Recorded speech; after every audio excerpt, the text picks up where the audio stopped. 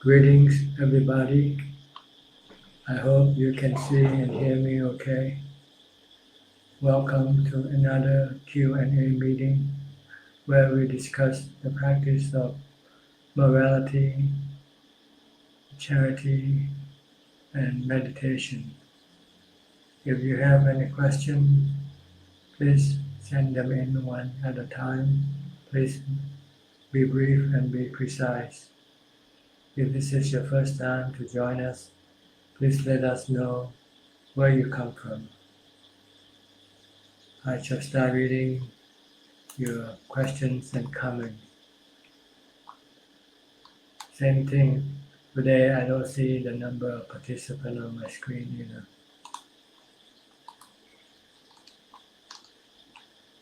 Vicky Tan, good afternoon, Ajahn.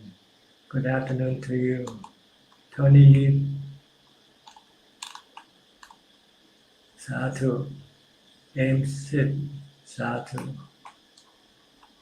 Ayi, Namaskara Ajahn. Chegling Tan, greetings dear Ajahn. Greetings to you. Enilam, Sadhu. EOSC, Sadhu Anumodana Ajahn. Thank you. Chegling Tan, audio and video clear Ajahn. Thank you.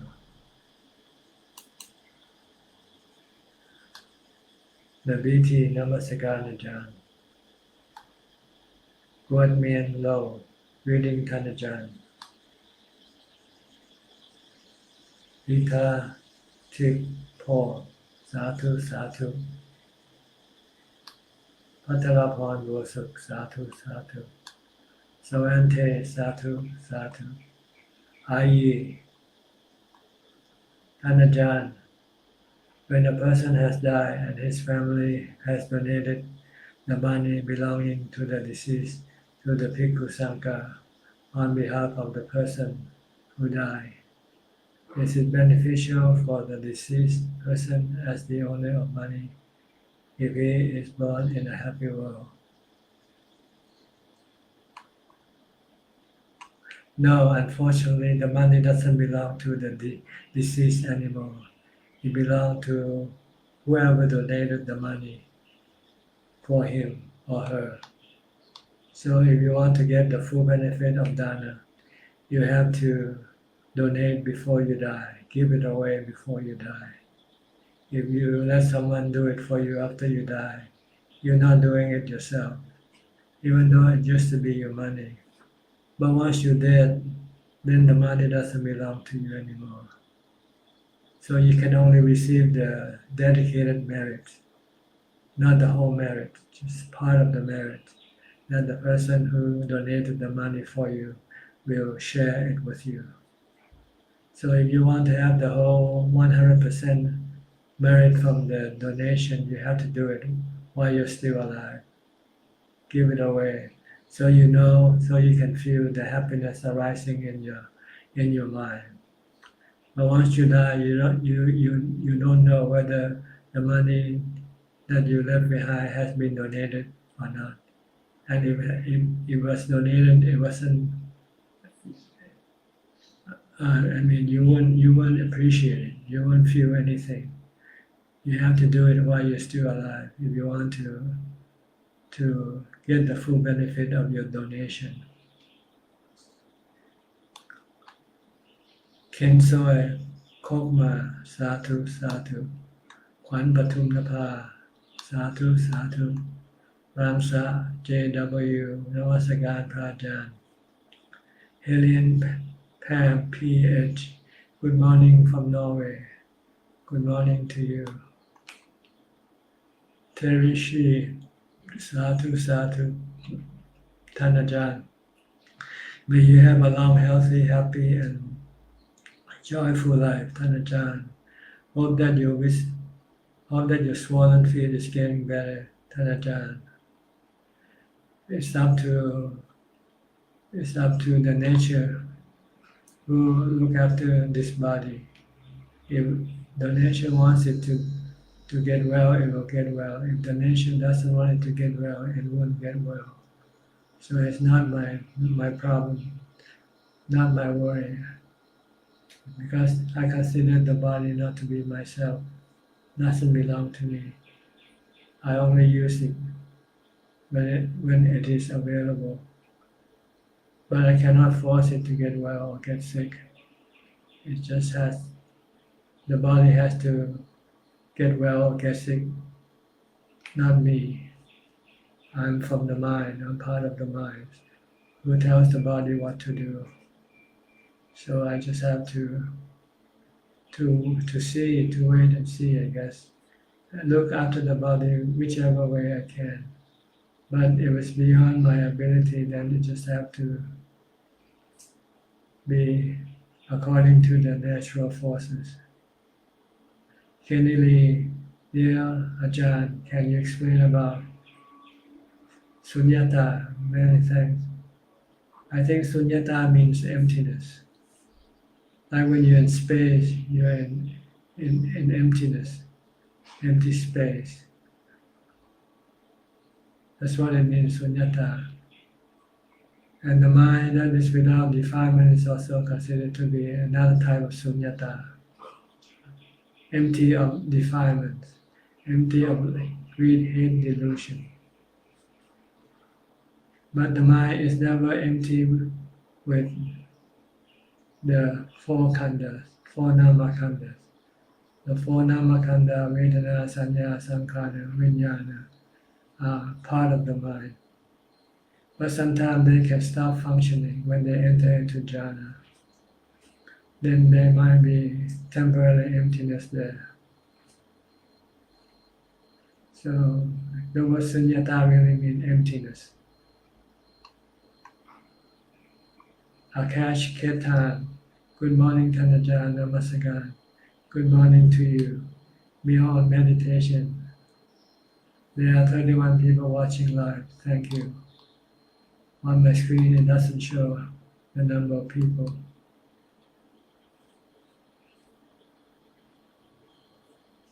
Anandati, Sadhu, Sadhu. Let me see if I can.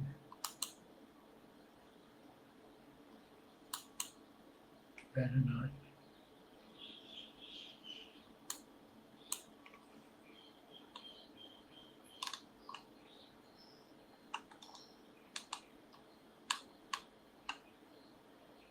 Handy box. Good afternoon, Ajahn. Someone asked if there's really reincarnation. I am not sure how to give the right answer. Well, I'm not sure if it means the same thing as rebirth. If it means the same thing as rebirth, then there is rebirth. In the sense that the mind loses this present body, and then it will then take up a new body. Then this is called rebirth in Buddhism. See, the mind doesn't die with the body. Once the body dies, then this mind will then go and wait to get a new body, comes a new parent. This is what we call rebirth. And the cause of rebirth are the three cravings inside the mind. Cravings for sensual pleasures, craving for being, and craving for non-being. Chonburi MTR, Sadhu, Sadhu. Cindy Tan, Sadhu, Sadhu. Eli Hassan. Good day, Tanajan. Thank you for your teaching. We'll listen, understand it, and take it as practice in daily life. Sadhu, Sadhu. You're welcome. Kenneth Tan Kiba, greetings Ajahn, may you be well and happy. Thank you. Alien Pam PH, thank you for the good question, IE, and thank you so much for your answer, Ajahn. I really appreciate it a lot. You're welcome. Tony, dear Ajahn, good afternoon. I have a question. If a person always talks in front, said that he or she suffers from sickness and better commit suicide to end the suffering, But after we know it and never advise he or she not to do that in Buddha teaching, commit suicide is breaking first precept. Then he or she have done it. My question is, if he or she have done it and we do not advise he or she not to do it, is it we also break the first precepts? No, we don't. So it's not our business to tell other people what to do or not to do. It's their business. If they want to commit suicide, that's their business. If they don't want to commit suicide, that's their business. But if we ask them not to do it, it's just we are trying to help that person. But sometimes even telling them will not stop them from committing suicide either. So we really have we're not breaking the precepts when someone else is committing suicide. The one who commits the suicide will be the one who breaks the precept, not other people, not other advisors. Terishi Sadhu Pante for sharing such enlightening words. You're welcome. Yohanali Vandami Thanajan, thank you for teaching us Dhamma again today. You're welcome. Neil Vimalo, Big Heart, Adiyaha Sadhu. Karin Kaur, good afternoon Ajahn, Sadhu Sadhu. Grand Louis, Sadhu Sadhu.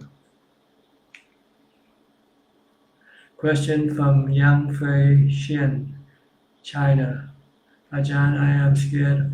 Doctor just told me that I got COVID. I am alone. I don't know what I should do. Do I just stay calm and do chanting? Well, if you have a doctor you can go to, then you should go see a doctor. Maybe he can prescribe you some medicine to help alleviate your illness. And if you had 2 shots of vaccination, you should be okay. Right now in Thailand, we have many people contacting the COVID-19, and most of them all get well and with very mild symptoms. So you should stay calm and chanting to calm your mind, to keep your mind happy. But you should also seek the advice of a doctor if you can. Adeline Chin, good afternoon, Thanajan. We are happy to be able to listen to your Dhamma today. You're welcome. Alvin Lee, good afternoon, Thanajan. Greetings from KL. Thanks very much. Sadhu, sadhu. Hui Hong Lo, sadhu, sadhu.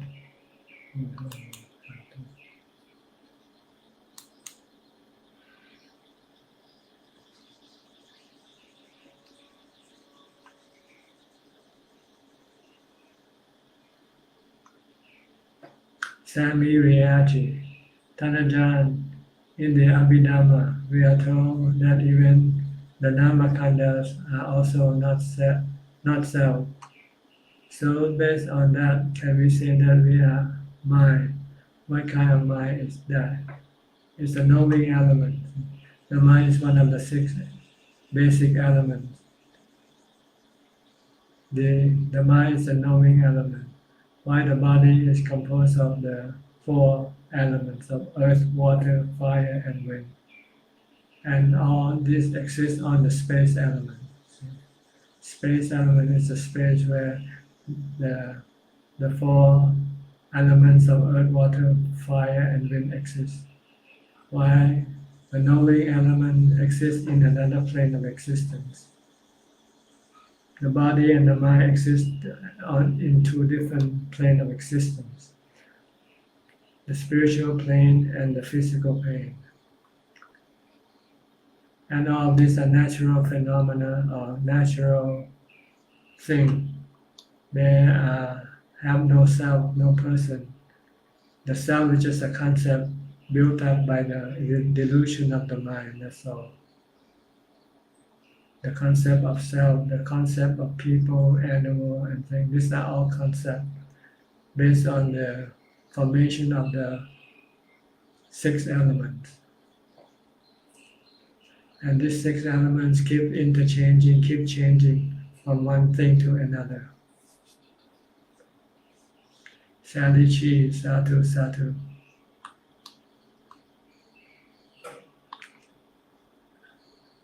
Question from Seo Ju or Seo Lu or Seo Ju from Singapore. I did body contemplation exercise and would like to find out what is it that binds the 6 elements together. It is not something you need to know. What you need to know that there are no self in them. They combine and they dissolve and change. There's a force of attraction and force of separation that keeps them coming together and going apart. When the force of attraction is stronger, they come to form things. And when the force of separation is stronger, they separate. It's like the universe, which if you study science, you might heard the word expanding and contracting universe. When the force of expansion is greater than contraction, the universe expands. When the force of contraction is stronger than expansion, the universe contracts.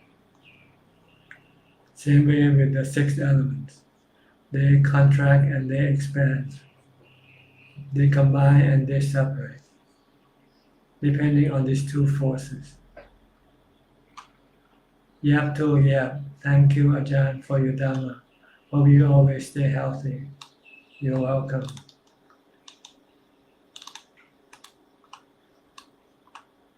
Pasana Chunasevi.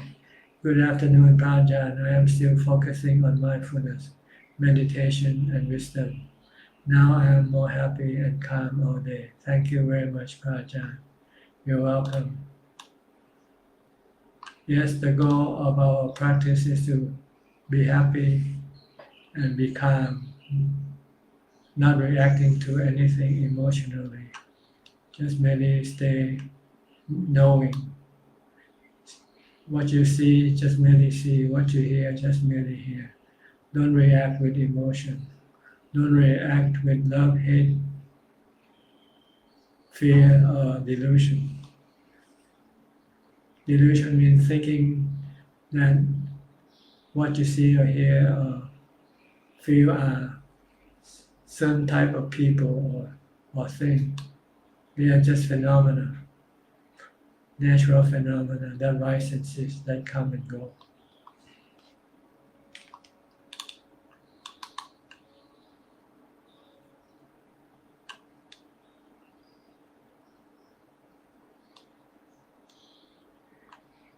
Dear Ajahn, why don't we feel fear when going to sleep? But some can feel fear, which keeps the mind from entering samadhi. It's your thought.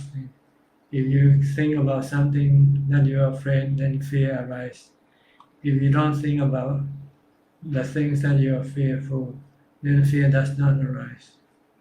So if you can stop your thinking, then you'll fall asleep.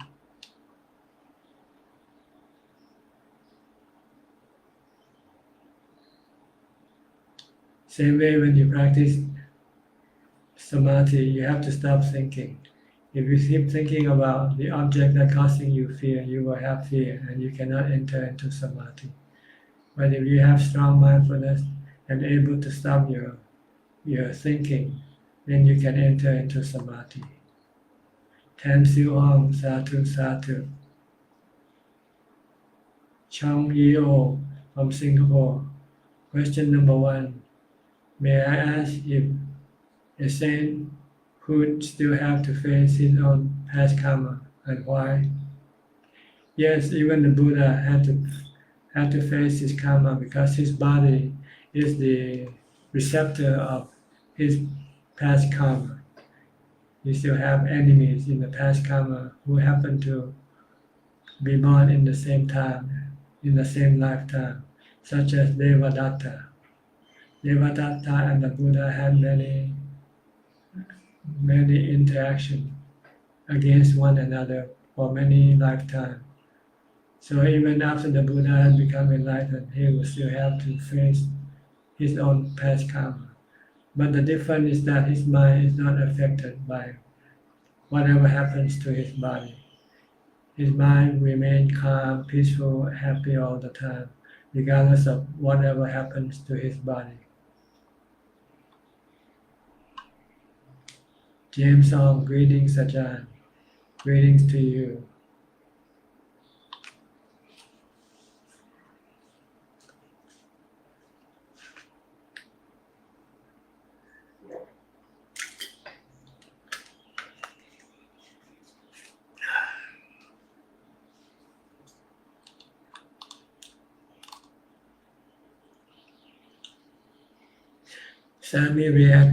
Sami Rishi, Tanajan, the five khandhas are Rupa, Vedana, Sanya, Sankara, and Vijnana. If we are not our five khandhas, then how we can say we are mind? Isn't this mind same as Vijnana? Please explain the difference to me. The mind has four functions or abilities called the four nama khandhas. The mind has the ability to feel feelings, ability to think of concepts such as you, me, I, and so forth. Sanya is memory or perception, and Vijnana is the know, the awareness that contact the sensual organs, so that when the sensual objects come into contact with the sensual organs, Vijnana will then be aware of these sensual objects. This is the function of Vijnana, to be aware of the sensual objects coming through the sensual organs. The mind sends this sensual awareness to contact, to attach to the five sensual organs. The one who thinks is the one who creates this concept of self, which is sankhara, and perception with sanya. Usually sanya and sankhara work in tandem. Sometimes you have to remember or perceive something, and then you form an opinion or a concept of that something, which is the work of sankhara. While rupa is the body, which is separated from the knowing element of the mind, only connected by the five sensual awareness or vijnana.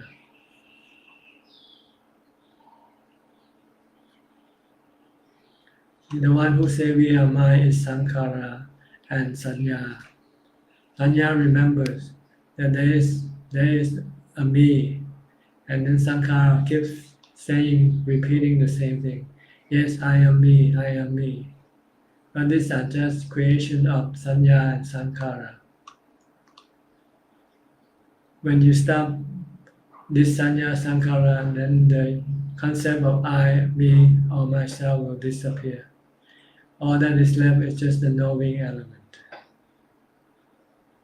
So you have to meditate to get into jhana, to see the difference, to see that when you are in jhana, the self creator stop creating self. So there will be no self when you are in jhana.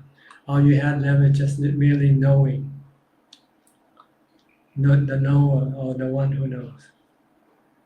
Why the one who creates the concept of I and myself stop doing temporarily.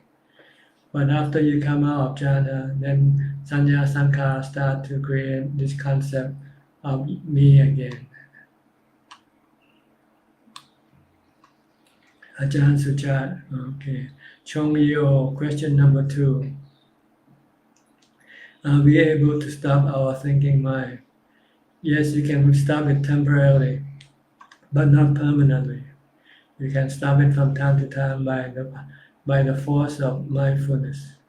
If you have strong mindfulness, your mind will stop thinking temporarily and enter into jhana. And that's what we try to do. Try to bring the mind into jhana, where there is no thinking. Then we can see the difference between the thinking mind and the knowing mind. And then we will know how to behave properly. We will behave knowingly, but not thinkingly. Because our thoughts are full of delusion, which causes us a lot of suffering.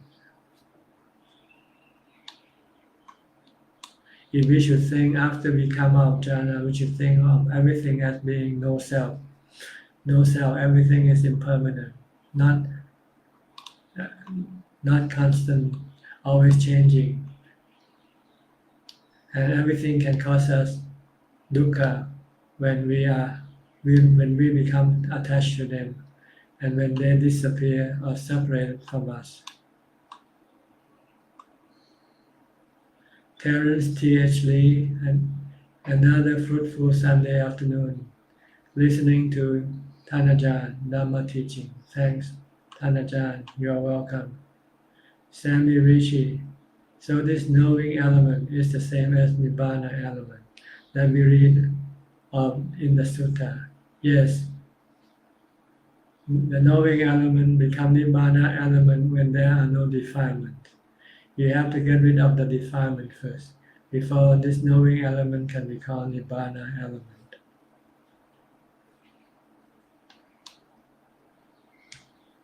Okay, so this is what we are trying to do in our practice, to purify the mind, so it becomes free from the defilement, free from greed, hatred, and delusion. When that happens, then we have Nibbana. If we use jhana, we can only have a temporary Nibbana. When we enter into jhana, then the defilement will stop working temporarily. Then that is the state of temporary Nibbana. But after we come out from jhana, we start thinking, then the defilement start working again.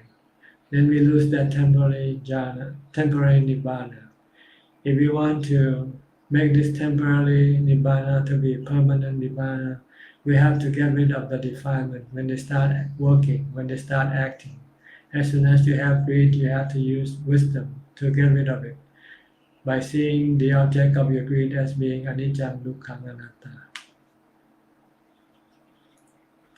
Yohanali, dear Ajahn, in Gautama Sutta, Buddha mentioned 4 assurances.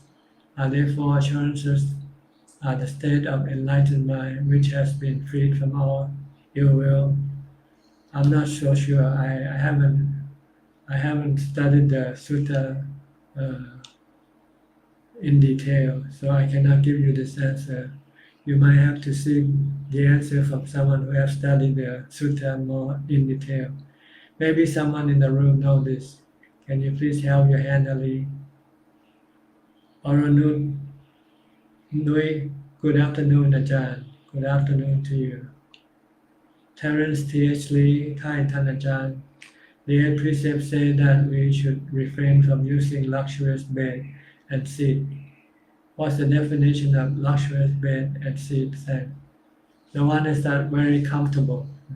We don't want to sit in comfortable chairs or comfortable bed. Too comfortable, let's put it that way, because it will make us lazy, make us want to go to sleep, make us want to sit instead of meditate. So we will have to sit on just ordinary seat and bed, so that it's not too comfortable. We use it to rest our body. Once the body have rested, then it will not be attached to the comfort of the bed or the seat. So just use normal bed, normal chair or something. Yeah. Don't use this luxurious bed and seat, which can make you lazy, make you attached to sleeping and not doing any meditation work. Sapru Chai, Namaskaran to Ajahn. Thank you.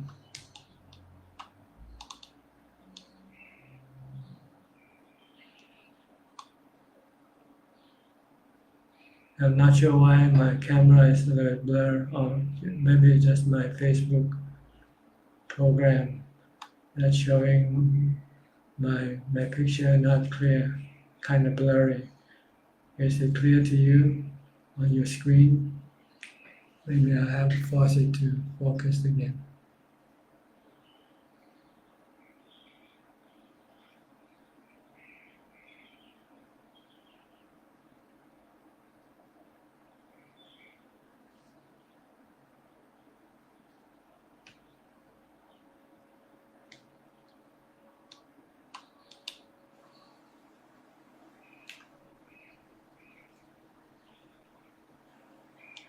If you have any question, you can send them in one at a time and be precise and brief as possible.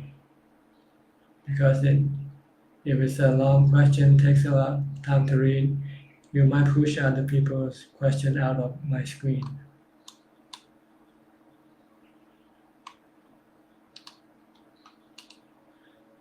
Check link time, yes, it is clear, Ajahn, thank you. Eli Hassan, clear, thank you, okay. Then maybe just my Facebook page doesn't show the video quite clear as it should be. Maybe because of the FPS that I've been told by the program that is low here.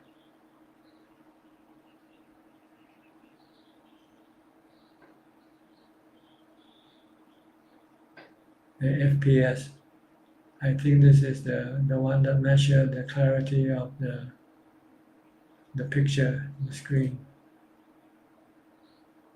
I'm not sure why, but it doesn't matter as long as you can see it clearly on your screen.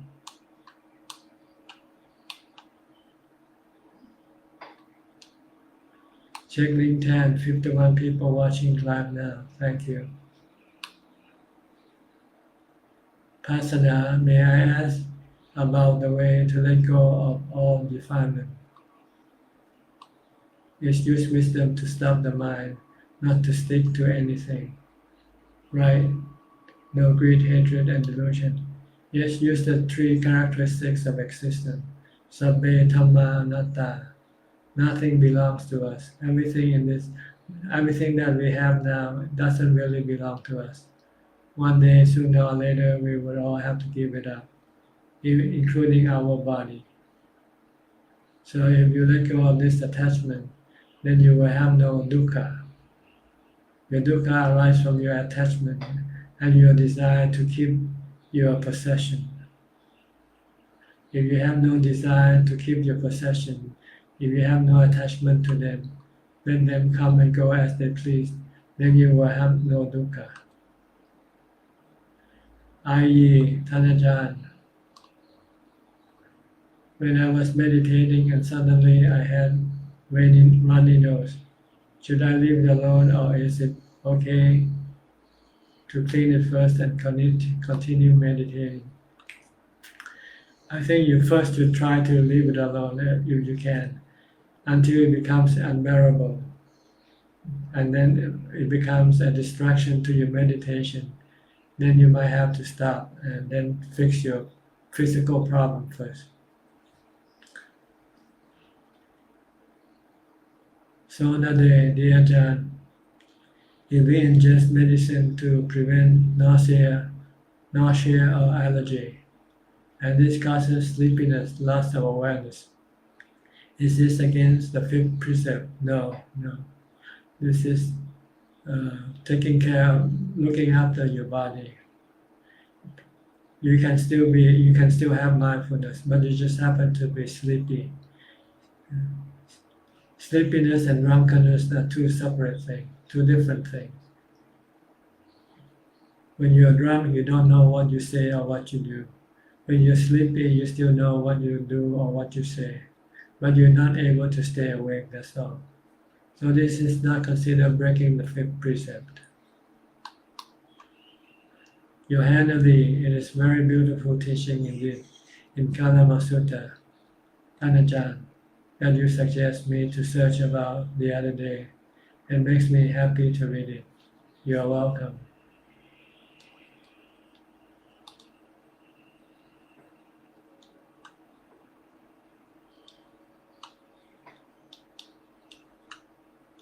Okay, it seems like today there isn't much question.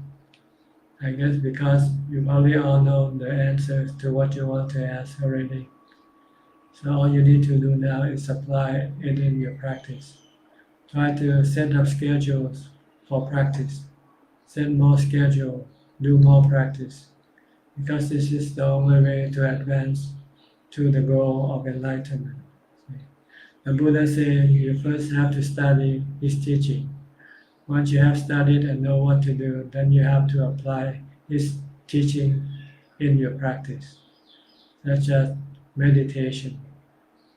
And you have to meditate 100% to achieve the goal of enlightenment. If you only practice 50% of your time, you will only reach 50% of your enlightenment.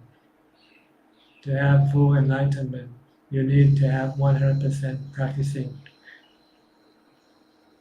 You have to be practicing from the time you get up to the time you go to sleep. So try to add more time for your practice. Deduct your time in doing other things if you can. Try to measure or weigh the priority. Set up the right priority. Dhamma practice should always come first. Because other work, if they are not for the purpose of maintaining your body, then they are not necessary, not essential. They can suck your time away from your practice. So try to get rid of these other activities. Only do the activity that is essential, which is keeping your body alive. Once you can do that, then you will have more time to dedicate to your practice, to your Dhamma practice. But as far as mindfulness, you can almost do it all day long, from the time you get up to the time you go to sleep. You can either focus on your body movement or action, or you can keep reciting the mantra Bhutto Bhutto.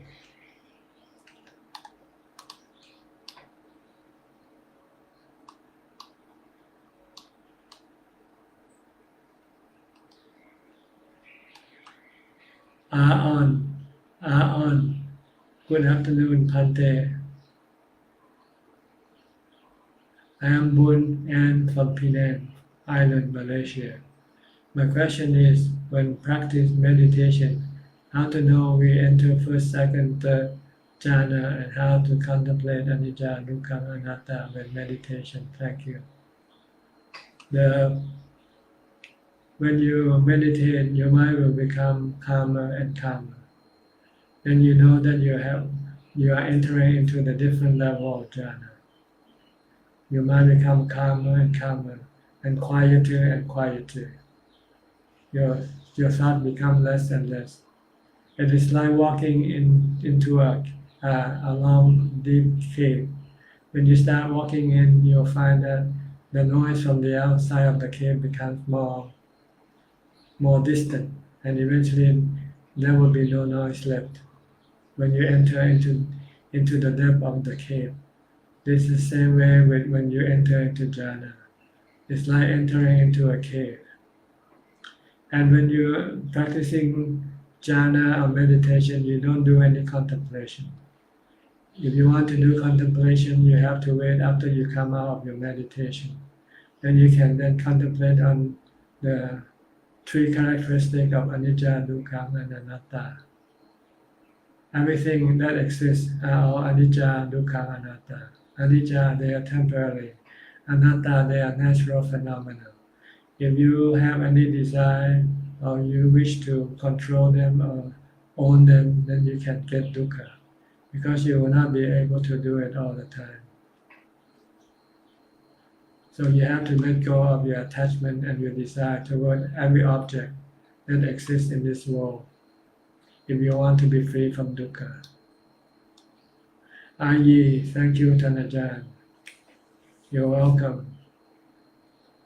Tall Tan Peng. Dear Ajahn, is it important to differentiate sankhara and sanya process in mind when doing an activity. No, not important, not necessary. It is important to stop them, that's all, by replacing them with a mantra such as Bhutto, Bhutto, or watching your body movement. When you practice, don't worry about differentiating the two. It's very difficult for a beginner to see the difference. And it's not important. What's important is to stop them from working by reciting the mantra. Keep, keep developing mindfulness to stop them from thinking and perceiving. So that the mind can be just merely knowing.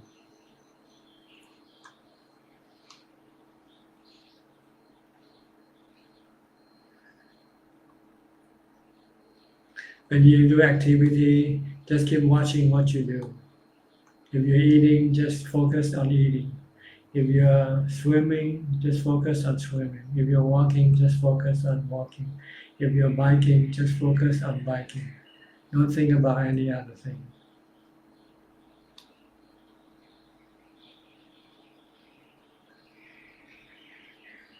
Meal on meditation, the picture is a bit blurred comparing to the previous life. However, I can see you well. Thank you. Te Ting Lun. Hello Bante, I have no motivation to do worldly duties. I want to practice the spiritual path. How can I deal with the struggle of worldly duties and meditation? You have to balance them. Do what you need to do only. You have a body to look after, so you need to have the 4 requisites of living, such as food, clothing, shelter, and medicine. So you have to provide this yourself. And you don't need to do any more than this. And any more, you can reduce them or eliminate them. Do only the duty that maintain your body. And then the rest of the other time you can then spend on meditation. Even when you become a monk, you have to do your worldly duty. You have to look after your body. Like you have to go on arms round. You have to eat, you have to wash your bowl, you have to wash your body, you have to wash your robes, so forth. These are duties that you need to do to maintain your physical life. While meditation will help you develop your spiritual life to a higher level.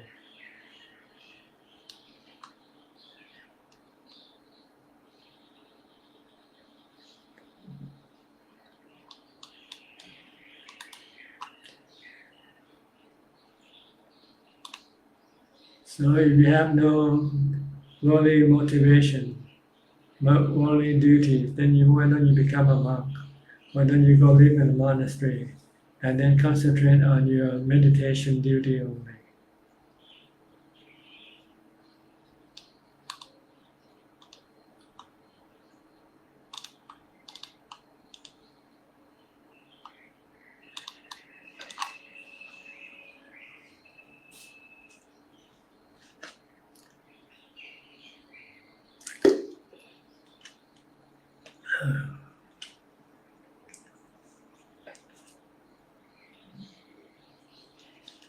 We have about another 15 minutes left in our meeting today, so you can still send in your question. Or if you like to make any comment about this meeting or about anything that's useful to our practice of meditation, please feel free to do so. Whether I can accept it or not, that's another story. But you are welcome to give any suggestion or any recommendation if you like. If I find it useful and if I can do it, I'll be happy to do it. Hemlata M. Prajan, I'm not able to answer or talk subject immediately after someone talked to me after 15-20 minutes. I remember or know what should have said, but time has gone. Why is this happening? maybe you have very short memory. Maybe part of it is because your mindfulness is not strong enough. Your mind keep dashing back and forth to different object, different subject in your mind. So once you're in on another subject, you can forget this the past subject right away. So maybe you should learn to do more mindfulness. Keep reciting the mantra or keep watching your body movement or action. Then this will strengthen your memory, lengthen your memory, your ability to remember more.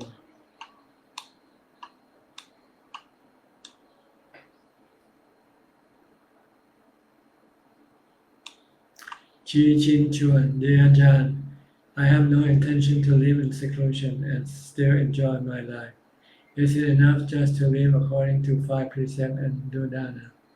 That's up to you. It's like, will you be happy with $5 million or would you rather be happy with $8 million? If you're happy with $5 million, that's fine, even though you can get $8 million. So it's just your personal choice. If you want to keep the 5 precepts, that's fine. If you want to keep the 8 precepts, that's fine also.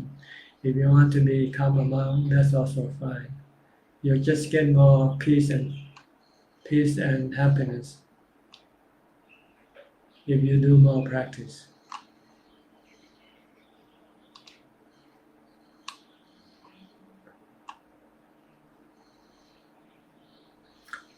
Sandy Lim, good day Ajahn. Thanks for sharing the Dhamma with us. Sadhu, sadhu. We are blessed. You're welcome. Kwan Lee Man, dear Prajan, with respect. When the mind is quiet, we contemplate when some thoughts pop out. Do we purposely think of something to contemplate? Yes, you should contemplate on the 5 khandhas or on the objects of your attachment. Whatever object of attachment you still have, you should contemplate on that object.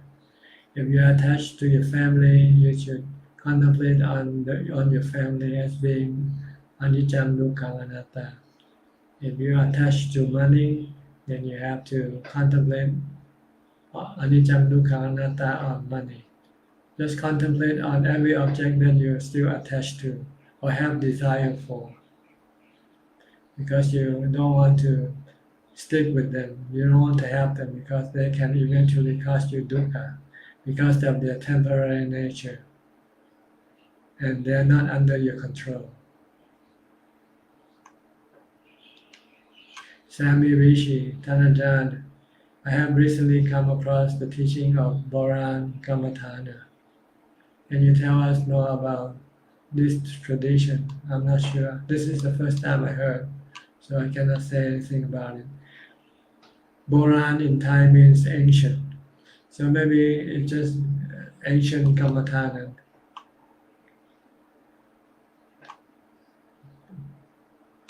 Boran means ancient Kamathana, or maybe Kamathana practiced during ancient times. Hemlata, sadhu, sadhu. Terishi, dear Tanajan, for one to practice 100%, one need to renounce from all worldly possession. This is understood. If one wishes to practice in a forest tradition, but it's now more challenging to find one. What should one do in this modern era?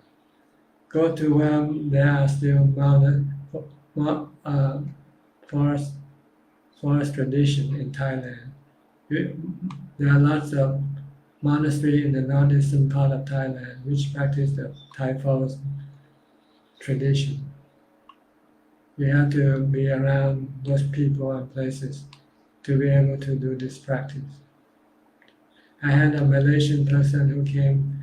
He wished to stay with me at my monastery, but I'm not able to allow his ordination. So he went up to the northeast.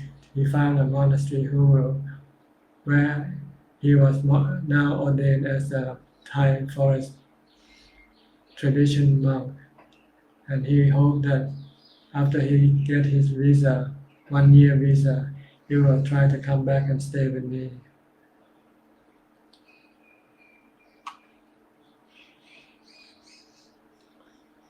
Wang Hu Shin, Satu Satu. Get Yen So, may Ajahn be well and healthy. Thank you. Si Suriwati, Satu Satu.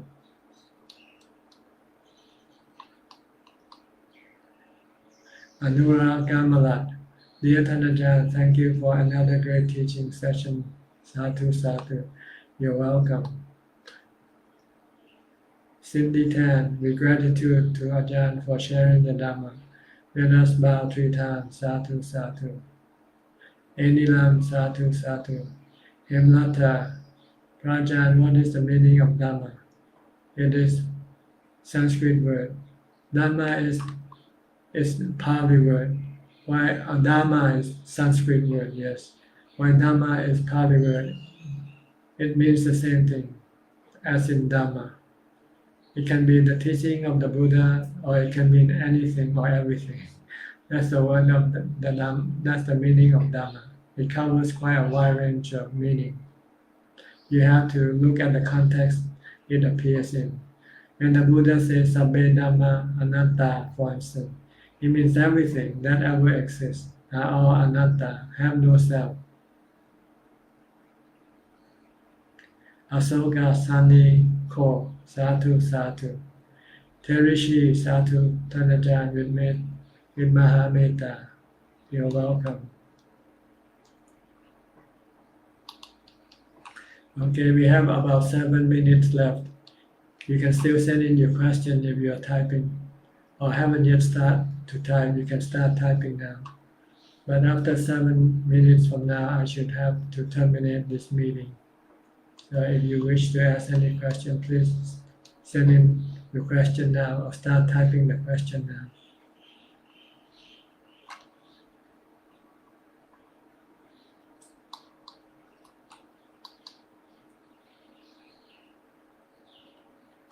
Asoka Sandiko, Satu Satu. Terishi, Satu Tanajan with Mahameta. Esther Yip, Satu Satu.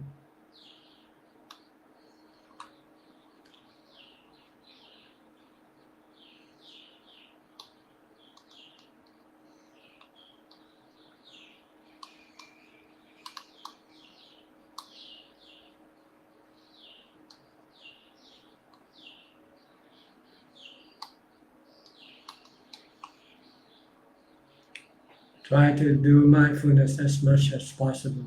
You can do mindfulness now even when you are listening to this Dhamma talk. Just stay focused on this Dhamma talk only. Don't think about any other thing. Just listen. Or if you have questions, you can concentrate on typing your question in. Don't be distracted by any other thoughts. Just stay focused in the present, in the here and now.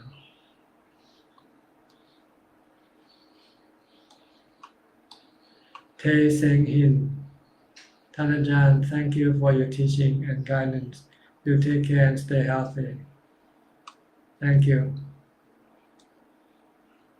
Gig Bradworth, dear Prajan, I'm glad seeing you. Thank you so much for great Dhamma teaching. Sadhu.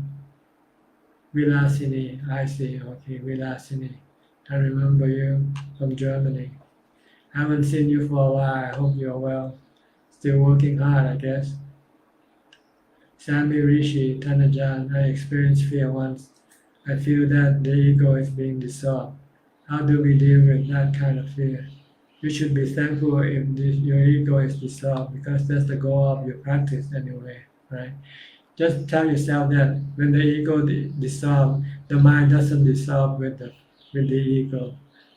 When the I or the self disappear, the mind will still remain, and remain in a better position, happier, peaceful, more peaceful. So don't be afraid. Be thankful if it should dissolve. That's because That's what we try to do in our practice. Try to dissolve the ego. Try to get rid of the ego. Because the ego is the one that's causing dukkha for all of us, for our mind. So just stay focused and watch it dissolve if you can. Then you become enlightened. That's how you become enlightened, seeing the dissolution of the ego in front of your eyes. Anura Kamala, dear Ajahn, what is the one-pointedness in meditation? I came across reading a meditation textbook. Is this jhana? Yes, it's jhana. When the mind becomes fully focused on the knowing, on the knower, on the knowing element alone. The thinking and the perceiving disappear from the mind. So the mind becomes one-pointed. Vicky LKF. Thank you, dear Ajahn, for making time and teach us. I will try to follow what you have taught. Okay. Keep practicing. You have learned enough to start practicing now. Just mindfulness. Only one word that you need to know right now and do is mindfulness. Stay mindful and then meditate. Sit down and meditate. Close your eyes. Stay focused on your breathing or on your mantra. Then you will sooner or later get into jhana. And if you become more proficient with jhana, then you can then move on to the next level of developing wisdom by contemplating on the three characteristics of existence. Amy Chan, Master, Namo Buddhaya, Sukhi Hotu, Satu Satu. Bilim, Sukhi Hotu, Pante, Satu Satu. Joanne Lim Chui, Satu Satu. Okay.